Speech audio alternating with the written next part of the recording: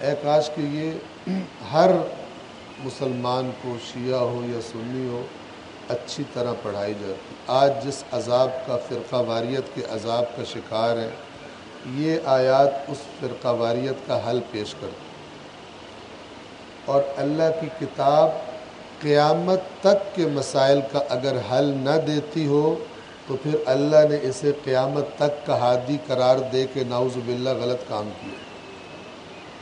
ہمیں مسئلہ پیش آئے تا قیامت، ہمیں مسئلہ پیش آئے اور اس مسئلے کا حل قرآن نے نہ دیا ہو تو پھر یہ کتاب ناقص کتاب ہے۔ حل ہے، لیکن ہم نے ایسی چیزیں اپنا لی ہیں دین کے نام پر، اور کیونکہ قرآن نہیں پڑھتے کہ پتہ چلے صحیح ہے یا غلط ہے، کون سی پالیسی صحیح ہے کون سی غلط ہے، تو لہٰذا وہ مسائل ہمارے حل نہیں ہوتے، اور ہم انہیں کرتے ہیں ثواب سمجھ کر، دین کی خدمت سمجھ کر۔ مثال کے طور پر آپ کو ایک مثال دوں، ہمارے آقا اور مولا اور سید و سردار امیر المؤمنین علی ابن ابی طالب علیہ السلام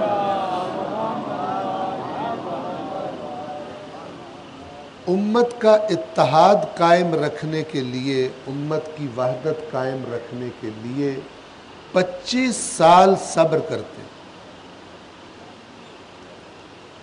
کوئی جرت نہیں کر سکتا کہ کہے کہ علی کو تلوار چلانی نہیں آتی تھی، یا علی ڈر گئے تھے، یا علی کو کوئی لالچ تھا کہ انہوں نے تلوار نہیں اٹھائی۔ کوئی جرت نہیں کر سکتا، علی کی زندگی اس بات کی گواہی دیتی۔ ایسوں کو جن کے نام سن کے لوگ کانپتے تھے، علی ان کی گردنیں اڑا دیتے تھے۔ پھر کیوں یہی علی جس کی تلوار رسول اللہ کے زمانے میں ہر جنگ میں سب سے زیادہ چمکدار دکھائی دیتی،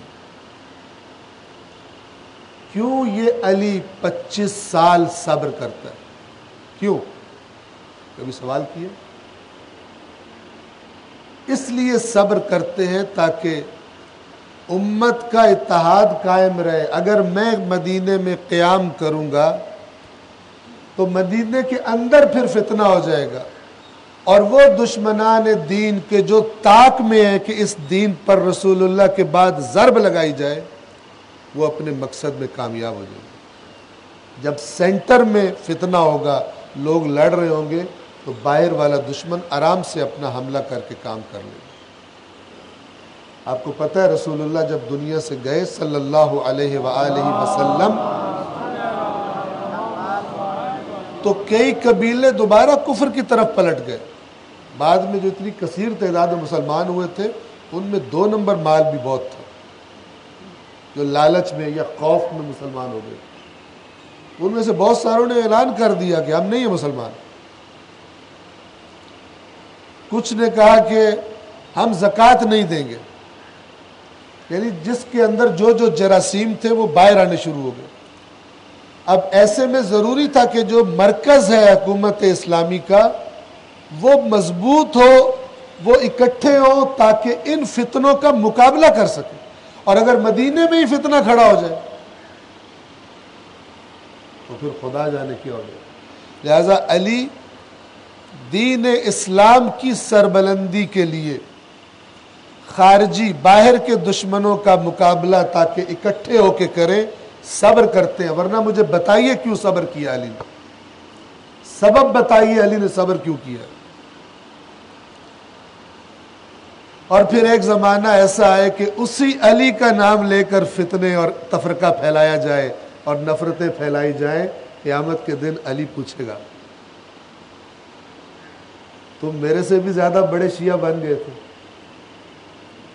تمہارے زمانے میں دشمنان اسلام سے اسلام کو خطرہ نہیں تھا، تمہارے زمانے میں تفرقہ کرنا جائز ہو گیا تھا، جو میرے زمانے میں تفرقہ کرنا جائز نہیں تھا، جو اللہ کی کتاب نے پالیسی دی تھی۔ تم نے کیوں میری سیرت کے جو ثابت شدہ تھی، جو کہ 100% تمہیں پتا تھا کہ علی نے ان 25 سالوں میں کوئی ایسا کام نہیں کیا جس سے امت کا اتحاد ٹوٹ جائے، اگر ظلم ہوئے تھے تو مجھ پر ہوئے تھے، تم پر تو نہیں ہوئے تھے۔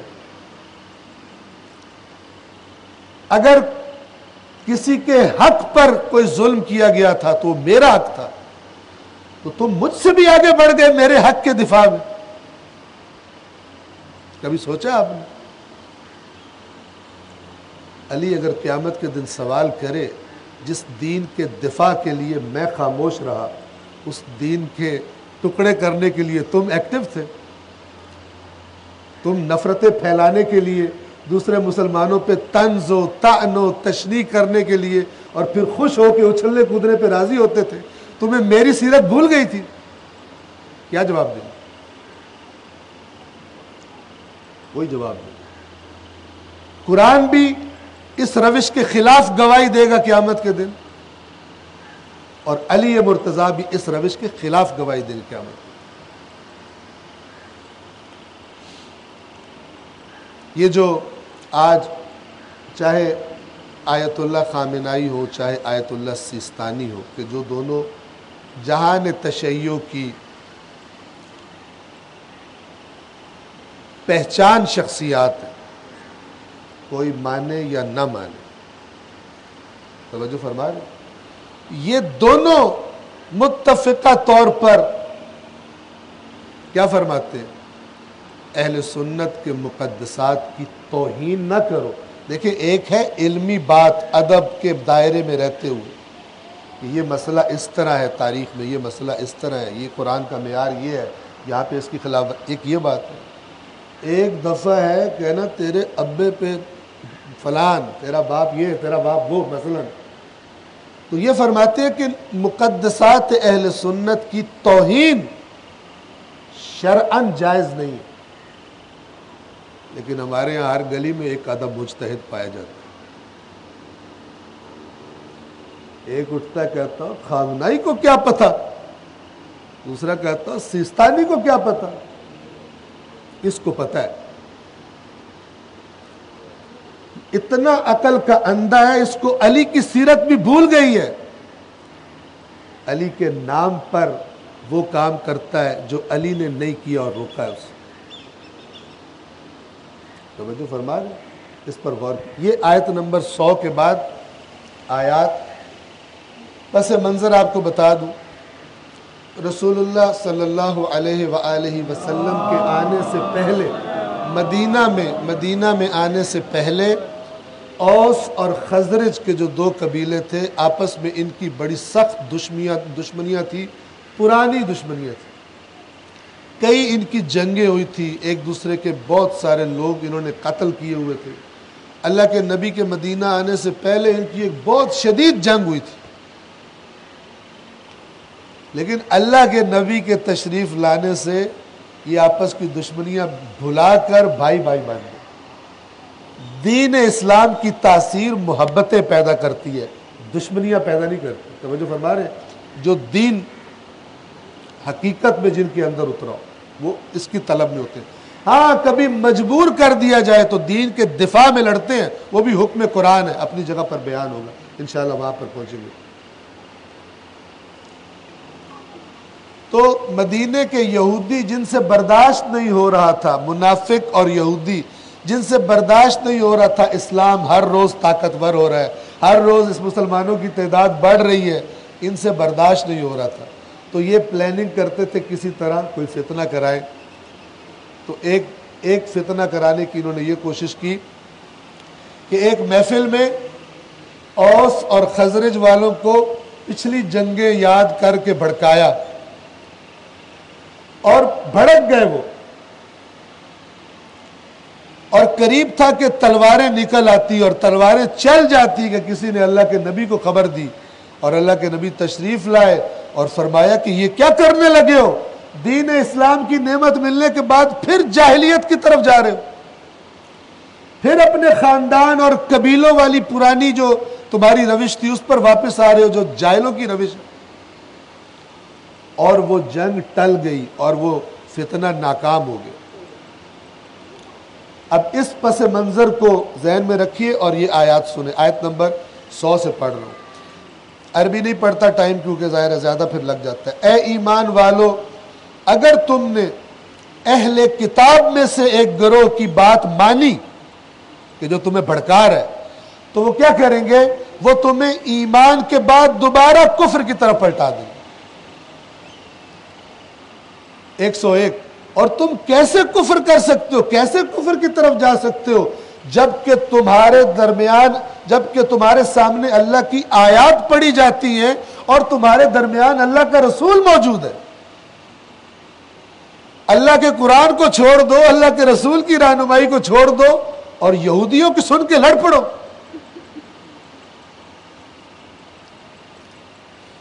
آج بھی جو لڑ رہے ہیں اصل میں کسی اور کے کہنے پہ لڑ رہے ہیں، سمجھ رہے ہیں دین کی خدمت کر رہے ہیں،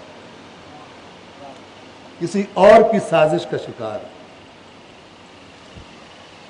102 ذرا غور کیجیے، آیت شاید آپ نے پہلے سنی ہوگی یا اس کا معنی پتہ ہوگا، لیکن اب دیکھیے اصل میں اس کا معنی کیا ہے۔ اس سیاق و سباق میں اللہ کے نبی نے فرمایا تھا کہ یہ کام کر کے دوبارہ جاہلیت کی طرف پلٹنا چاہتے ہو۔ اللہ بھی فرما رہا ہے کہ اگر ان کی بات مانو گے دوبارہ کافر تمہیں بنا دیں گے۔ یعنی تم سمجھ رہے ہو کہ ہم مسلمان ہیں لیکن آپس میں لڑ کے کفر کی طرف پلٹ جاؤ گے۔ اے ایمان والو، 102، اے ایمان والو اللہ سے اس طرح ڈرو جس طرح ڈرنے کا حق ہے، اور ہرگز نہ مرنا مگر اس حالت میں کہ تم مسلمان ہو۔ یہ کیوں کہہ رہا ہے؟ لڑنا نہیں آپس میں، ورنہ تمہاری موت اسلام کی حالت میں موت نہیں ہوگی۔ لہذا جب کوئی تمہیں بھڑکائے ایک دوسرے کے خلاف تو ذرا دھیان سے لڑائی شروع کرنا، ایسا نہ ہو کہ حالت اسلام سے خارج ہو جائے۔ اور اس سے اگلی آیت، یہ بات چل رہی ہے، ٹھیک ہے نا، کانٹیکسٹ ایک ہی ہے۔ اگلی آیت کون سی ہے؟ کہ جس کو سارے پڑھتے ہیں لیکن اس کی بات کوئی نہیں مانتا، سارے بڑی برکت کے لیے پڑھتے ہیں، وہ کون سی ہے؟ وَاعْتَصِمُوا بِحَبْلِ اللَّهِ جَمِيعًا وَلَا تَفَرَّقُوا، اللہ کی رسی کو سب مل کر تھام لو اور تفرقے میں نہ پڑھو۔ ہر مسلک اپنی مرضی کی اللہ کی رسی کی ڈیفینیشن کرتا ہے، یعنی جو ہمارے پاس ہے وہ اللہ کی رسی ہے، جو دوسروں کے پاس ہے وہ نہیں ہے۔ ایسے جیسے اللہ نے ایسی بات کی ہے جو ہو ہی نہیں سکتی، کیونکہ تفرقے پہ اتنا تربیت کر دی گئی ہے، دماغ اتنے اس پر آ گئے ہیں کہ کوئی دوسری بات سمجھ میں نہیں آتی۔ اللہ نے سمجھایا ہوا، سنتے جائیں۔ اور اللہ کی رسی کو مضبوطی سے تھام لو اور گروہ نہ بنو، تفرقہ نہ کرو، اور اللہ کی اس نعمت کو یاد کرو جب تم دشمن تھے اور اللہ نے تمہارے دلوں کو جوڑ دیا، الفت پیدا کر دی، تو اللہ کی اس نعمت کے سبب تم آپس میں بھائی بھائی بن گئے، تم تو ایک دوسرے کی گردنیں کاٹتے تھے۔ آج اگر اللہ کا رسول ہمارے درمیان آئے، دیکھے گا کہ جن کاموں سے روک کے گیا تھا وہی کر رہی ہے امت میں۔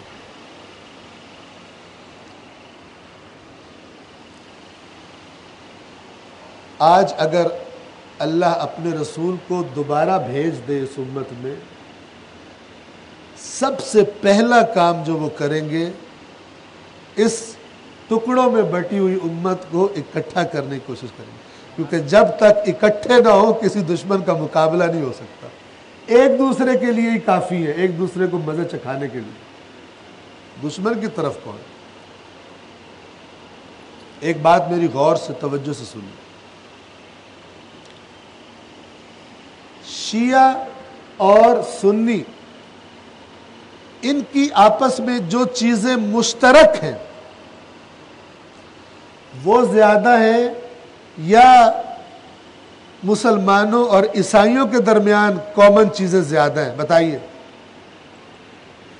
شیعہ سنی کے جو عقیدے ہیں، ٹھیک ہے، مشترک عقیدے شیعوں کے سنیوں کے ساتھ زیادہ مشترک عقیدے ہیں یا عیسائیوں کے ساتھ؟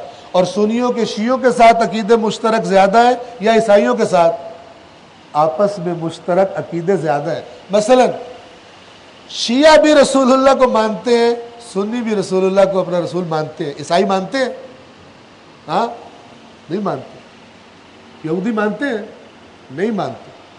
تو ہونا کیا چاہیے کہ جن کے مشترک چیزیں زیادہ ہیں ان کو، مثلا میری جن کے ساتھ مشترک چیزیں زیادہ ہیں وہ اچھا لگنا چاہیے، اس کی نسبت جس کے ساتھ میری مشترک چیزیں کم ہیں. لیکن ہمیں عیسائی اتنے برے نہیں لگتے جتنے سنی لگتے ہے کہ نہیں؟ ہاں، سنیوں کو اتنے عیسائی یہودی برے نہیں لگتے جتنے کون برے لگتے؟ یہ اللہ کی پھٹکار ہے ہمارے اوپر. پھٹکار کا معنی سمجھتے ہیں نا؟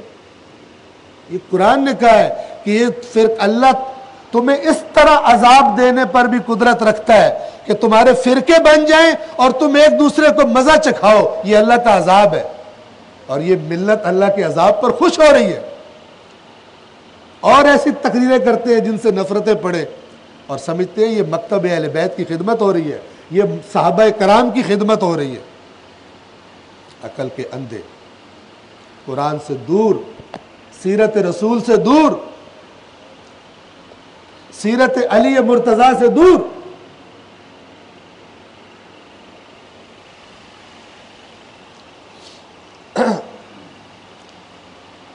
اور تم اللہ کی نعمت کے سبب بھائی بھائی بن گئے تھے، اور تم آگ کے گڑھے کے کنارے پہنچے کھڑے تھے، اللہ نے تمہیں بچا لیا گرنے سے.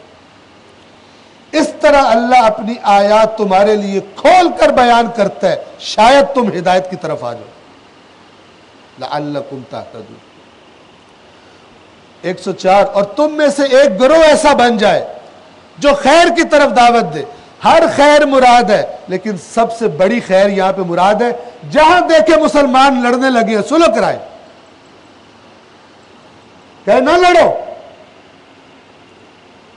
آرام سے گئے، دعوت دے خیر کی، اور اگر کوئی زیادہ ہی جوش میں آیا ہو تو پھر امر بالمعروف کرے اس کو، نہیں لڑنا، نہیں عن المنکر کرے اس کو. تم میں سے ایک جماعت ایسی ہو جائے جو خیر کی طرف دعوت دے، امر بالمعروف کرے، نہیں عن المنکر کرے، اور یہی لوگ فلاح پانے والے. اور اب اگلی آیت سنیے، 105. اور ان لوگوں کی طرح اے مسلمانوں نہ بن جانا کہ جنہوں نے واضح اللہ کی نشانیاں آنے کے بعد، بینات آنے کے بعد پھر آپس میں تفرقہ کیا اور اختلاف کیا. کیا مطلب؟ یعنی اللہ کہہ رہا ہے میں نے تمہیں جو بینات دی ہیں، اب ان بینات کسے کہتے ہیں؟ بین چیز کسے کہتے ہیں؟ جو سب کے لیے واضح اور روشن ہو. یعنی اللہ کہہ رہے کہ وہ چیزیں جو تم سب کے لیے واضح اور روشن ہیں ان پر تم اکٹھے رہو، اور جو سب پر واضح اور روشن نہیں ہے ان کی وجہ سے آپس میں مت لڑو.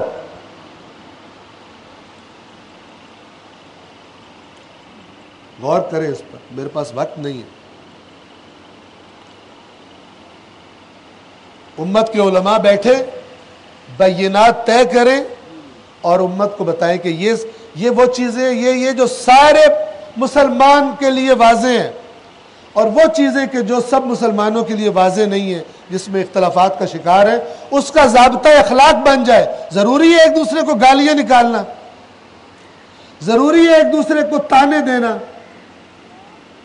یہ اصول قرآن نے بیان کیا ہوا ہے، اور قرآن کے بتائے ہوئے اصول کے خلاف کبھی اہل بیت کی بات نہیں ہو سکتی. یاد رکھیے گا، اگر کہیں دیکھی جائے تو وہ ان کی بات نہیں ہے. یہ سمجھا کر گئے تھے ہمارے امام ہمیں کہ قرآن کو اچھی طرح دیکھتے رہنا، کوئی بات خلاف قرآن ہمارے نام پر ہونے والی نہ قبول کرنا. قرآن بھی کہہ رہے نہیں لڑو ان باتوں پر، سیرت علی مرتضیٰ بھی کہہ رہی ہے صبر کرو، امت کو اکٹھا رکھو تاکہ دشمنوں کے سامنے اکٹھے رہ سکو. ہم نے کہا نہیں، ہم زیادہ آپ سے زیادہ شیعہ ہیں. کچھ سنی حضرت عمر سے زیادہ سنی ہے، اتنے وہ بھی سنی نہیں تھے جتنے یہ سنی ہے. اور کچھ شیعہ حضرت علی سے بھی آگے کی شیعہ، حضرت علی سے جو آگے بڑھے وہ پتہ نہیں کیا ہے. یہ وہ باتیں کہ جن کا خریدار کوئی نہیں ہے آج کے بازار میں، ٹھیک ہے نا، مفت بھی کوئی نہیں لیتا. کیوں؟ کیونکہ جو باتیں، جن باتوں سے جنت جوڑ لی ہے، بچپن سے سنی ہے، یہ ان سے بھی ملتی جلتی باتیں نہیں. لہذا بدک جاتے ہیں سن. اللہ کہہ رہے ہیں کہ بینہ ان کی طرح نہ ہو جانا. یہ کوئی عام ہستی نہیں بول رہی. کون کہہ رہا ہے؟ اللہ کہہ رہا ہے. انسان کانپ جائے لڑتے وقت. انسان ڈھونڈے کون سی بینات ہیں؟ ساری امت کے مشترکات. سوال ہی پیدا نہیں ہوتا. کیوں؟ اس لیے کہ قرآن کے ساتھ رابطہ ہی کوئی نہیں. تیار ہو جائیں قیامت کے دن رسول اللہ کی شکایت سننے کے لیے کہ میری اس امت نے اے اللہ تیرا قرآن چھوڑ دیا. تو لکھا ہوا قرآن وَأُولَئِكَ لَهُمْ عَذَابٌ عَظِيمٌ. اور یہ آپس میں لڑنے والوں کے لیے بینات کے بعد عذاب عظیم ہے. یہ ہے تفرقے اور آپس کی لڑائیوں کے بارے میں قرآن کا نقطہ نظر. فارمولہ کیا ہے؟ بیٹھ جائیں بینات. جب اللہ نے کہا ہے بینات اس کا مطلب ہے اللہ نے دی ہے بینات. بیٹھ جائیں کہیں کہ اس پر ساری امت کا اتفاق ہے. کسی سے یہ نہیں کہا جا رہا. اس کا مطلب یہ نہیں ہے کہ مثلا اگر میرے پر کوئی بات ثابت ہے دوسرے امت کے فرد پر بات ثابت نہیں ہے تو میں اپنا عقیدہ چھوڑ دوں. یہ نہیں کہا جا رہا. عقیدے میں اپنے عقیدے پہ انسان اللہ کے سامنے جواب دے جو میرے پاس دلیل موجود ہے میں اس پر قائم رہوں. لیکن دوسرے کو اگر میں نے سمجھانا ہے تو اس کو آرام سے سمجھاؤں, نہ کہ اس کو گالیاں دینا شروع کر دوں. یہ کس رسول کی روش ہے؟ یہ کس امام کی روش ہے؟ ایک دفعہ ایک زندیق جو خدا کو نہیں مانتا تھا اس نے امام جعفر صادق علیہ السلام کے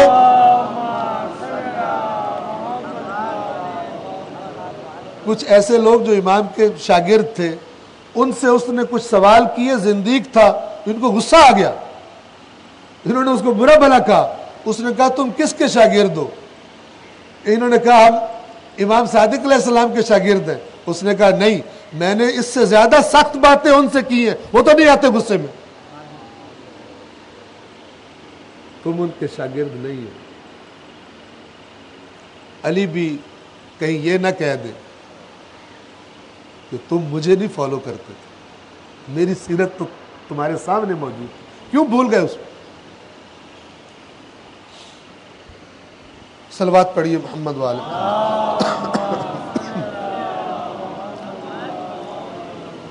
110 تم بہترین امت ہو. بس قبلہ آگے نہیں پڑھیے گا, ہمیں اتنا ہی کافی ہے, ہم بہترین امت. ٹھیک ہے, تم بہترین امت ہو. کیوں؟ تمہیں لوگوں کی اصلاح کی ذمہ داری دی گئی ہے. یعنی تم خود تو ٹھیک ہو, یہ اللہ کا نقطہ نظر ہے. تمہاری ذمہ داری ہے کہ لوگوں کی اصلاح کرو. اخرجت للناس, تم وہ امت ہو جنہیں لوگوں کے لیے نکالا گیا. گھروں میں نہیں بیٹھنے والے, تم نکلو. اسی لیے امام حسین نکلے تھے. انما خرجت لطلب الاصلاح فی امت جدی, میں اپنے جد کی امت کی اصلاح کے لیے نکلا ہوں. کون سی امت؟ جو ان کو نہیں مان رہی.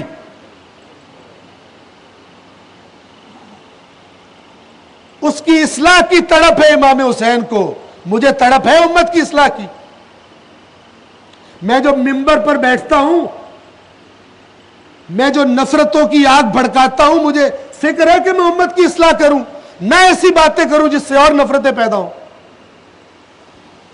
تھوڑی دیر کے لیے 2 نعرے مروانے کے لیے بیڑا غرق کر کے چلے گئے.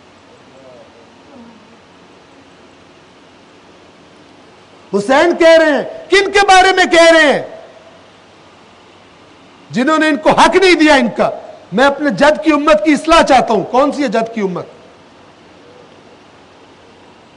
یہ جس ٹریک سے اتر گئے ہیں اس ٹریک پہ واپس لانا چاہتا ہوں.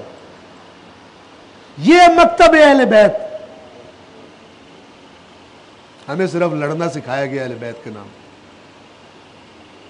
آپ دیکھیں پاکستان میں پچھلے دنوں میں رسول کے نام پہ کیا حرکتیں کی ہیں سڑکوں پر, جانوروں والی.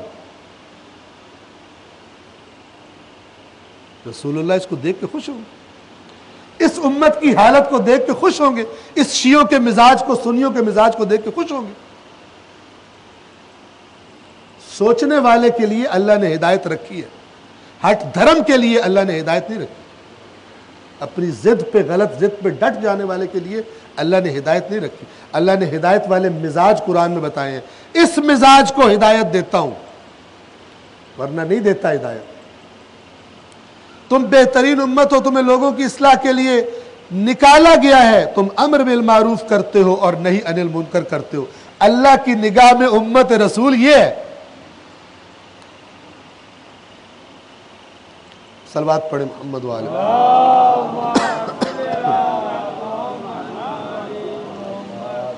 सबसे ज्यादा जिस कौम की मजम्मत है कुरान में, उस कौम का नाम है बनी इसराइल। अभी ये जो मैंने आपको शान नुज़ूल बताई इन आयात की, ये फितना भी यहूदी करा रहे थे, लेकिन अल्लाह की सुनिए क्या फरमा रहे। यहूदियों की शदीद मजम्मत करने के बाद आयत नंबर 112 में, ठीक है, बहुत मजम्मत की, आयत नंबर 113 में फौरन टोन चेंज कर दो। क्या फरमाया? ये जो अल्लाह यहूदियों के बारे में कह रहा है, ए काश शिया और सुन्नी आपस में ये सोच ले तो मसला हल हो जाएगा। लैसु सवाअन, आयत नंबर 113 है कि ए मुसलमानों, ये सारे अहले किताब एक जैसे नहीं है। क्या मतलब? ए शियो सारे सुन्नी एक जैसे नहीं है, ए सुन्नियों सारे शिया एक जैसे नहीं है। तुम समझते हो सारे गंदे हैं, नहीं है। वो कौम जिसकी मैंने कुरान में सबसे ज्यादा मजम्मत की है, उनमें भी देखना अच्छे लोग भी हैं, अगरचे अभी मंजिल तक नहीं पहुंचे, लेकिन मैं बता रहा हूं सिफात देखिए, अल्लाह ने तारीफ की हुई है। मिन अहले किताब, अहले किताब में से, जो अल्लाह कह रहे हैं अहले किताब में से, यानी अभी मुसलमान नहीं हुए। अहले किताब में से एक गिरोह ऐसा है जो दीन पर कायम है, आयात परवरदिगार की तिलावत करता है। कौन सी आयात? अपनी तौरात की, अपनी इंजील की। वरना अगर कुरान पर ही मान ले तो फिर वो अहले किताब वो नहीं रह गए, फिर तो मुसलमान हो गए। रातों को उठकर और सजदे करते हैं। देखिए कौन कौन से अकायद अल्लाह बता रहा है। अल्लाह पर ईमान रखते हैं, क़यामत पर ईमान रखते हैं, अमर बिल मारूफ करते हैं, नहीं अनिल मुनकर करते हैं, और नेकियों में सबकत ले जाते हैं। नहीं कहा रसूल पर ईमान रखते हैं। अगर रसूल पर ईमान रखते हो तो क्या हो जाएगा? तो मुसलमान हो जाएगा। देखिए फर्क करें यहां पर, यह बात समझ लें। एक दफा रसूल पर ईमान नहीं लाए क्योंकि अभी तक उनको समझ नहीं आई, लेकिन मिजाज उनका सर झुकाने वाला है, अभी तक बात क्लियर नहीं हुई उन पर। और एक वो है कि जो रसूल को पहचान चुका है, बात वाज़ेह हो गई, फिर नहीं मानता, इसका मामला और है।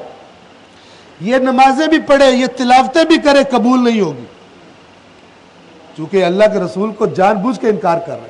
लेकिन एक वो है कि जिस पर बात अभी वाज़ेह, एक उस्ताद जब मसलन 30 बच्चों की क्लास को पढ़ा रहा होता है, उसे पता होता है कि कुछ बच्चे ऐसे हैं कि जो बेचारे समझना चाहते हैं लेकिन उनको देर से समझ आती है। एक दफा समझा के कहे जिनको समझ नहीं आए निकल जाओ क्लास से, नहीं, उनको कहेगा जिनका पता है ये अपनी शरारतों और बदमाशियों की वजह से इनको समझ नहीं आती है, तवज्जो ही नहीं करते। लेकिन उसको पता है कि कुछ बच्चे कमजोर हैं, उनको ये नहीं कहेगा, क्योंकि उसने देखा हुआ है कि जितना इनको पता है ईमानदारी से वो करते हैं। ये अल्लाह कह रहा है कि अल्लाह पर ईमान रखते हैं, क़यामत पर ईमान रखते हैं, अमर बिल मारूफ करते हैं, नहीं अनिल मुनकर करते हैं, नेकियों में सबकत ले जाते हैं। व उलाइका मिनस सालिहीन, और ये सालिहीन में से हैं। अब किसी के ज़हन में सवाल आए, जो ये अमल कर रहे हैं कबूल होगा या कबूल नहीं होगा? अल्लाह का जवाब, वमा यफ़अलू मिन खैरिन फलन युकफरू, और जो कुछ ये खैर नेकी अंजाम दे रहे हैं, हरगिज मैं इनकार नहीं करूंगा उसका कि नहीं है तुम्हारी नेकी कबूल। वल्लाहु अलीमुन बिल मुत्तकीन, अल्लाह इनको मुत्तकी कह रहा है। काश शिया सुन्नी आपस में ये फॉर्मूला अपना ले। सुन्नी कहे सारे शिया एक जैसे नहीं है, अच्छे भी हैं, चलो अच्छों को ढूंढते हैं, अच्छे अच्छे इकट्ठे हो जाओ, अल्लाह बुरों के शर से खुद ही निजात दे देगा। इधर तो ज्यादा अच्छा है ही वही जो ज्यादा दूसरे को रगड़ा लगाए, ज्यादा रेटिंग्स ही उसके ऊपर जाती हैं, जो बंदूकें निकलवा दे तकरीर के बाद। جو فتنہ کروا دے اس کی ریٹنگز اوپر جاتی ہیں، دوسرے کی ریٹنگز اوپر نہیں جاتی۔ قیامت کے دن پتہ چلے گا ریٹنگز کیسے اوپر جاتی ہیں اور کیسے نیچے آتی ہیں۔ اور جو کچھ یہ خیر میں سے انجام دے رہے ہیں ہرگز اس کا انکار نہیں کیا جائے گا۔ واللہ علیم بالمتقین۔ اب آپ سمجھیں کہ شیطان نے قرآن سے کیوں دور کیا لوگوں کو، کیونکہ قرآن سے اگر دور ہوں گے پھر جو مرضی بولو دین کے نام پہ، کوئی ہے ہی نہیں معیار۔ وہ معیار جو اہل بیت نے بتایا اس کو چھوڑ دیا، اس قوم نے جو اہل بیت کے نعرے مارتے تھکتے نہیں، اتنی سمجھدار قوم قرآن سے دور ہو۔ صلوات پڑھیں محمد والے۔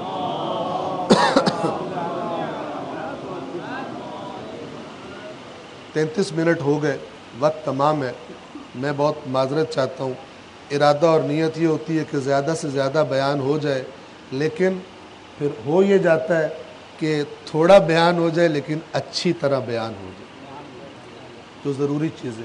انشاءاللہ خداوند عالم سے دعا ہے کہ ان ٹوٹے پھوٹے الفاظ کو پروردگار عالم میرے کہنے کو اور آپ کے سننے کو اپنی بارگاہ میں قبول فرمائے، اور ہم سب کو قرآن مجید اور اہل بیت کی بتائی ہوئی حقیقی باتیں، نہ سنی سنائی، ان کو ڈھونڈنے کی، تلاش کرنے کی اور ان کی معرفت حاصل کرنے کی توفیق عطا فرمائے، اور وہ اسلام جو انسانیت کی نجات کے لیے آیا تھا اس اسلام کی طرف توجہ کرنے کی ہم سب کو توفیق عطا فرمائے، بجائے لوگوں کی جہنم کے راستے ڈھونڈنے کے لوگوں کی جنت کے راستے تلاش کرنے کی ہم سب کو توفیق عطا فرمائے، تاکہ قیامت کے دن رسول اللہ اور مولا علی اور اہل بیت سے کہہ سکیں جو آپ کی تڑپ تھی ہماری بھی وہی تڑپ تھی، آپ کے نام پر ہم نے فتنے نہیں کیے، ہم چاہتے تھے جیسے آپ چاہتے تھے انسانیت کی نجات ہو، ہم بھی دوسروں کی نجات کے لیے کوشش کیا کرتے تھے۔ اللہ تبارک و تعالی قرآن و اہل بیت کے بتائے ہوئے راستے پر چلنے کی اور قائم و دائم رہنے کی ہم سب کو توفیق عطا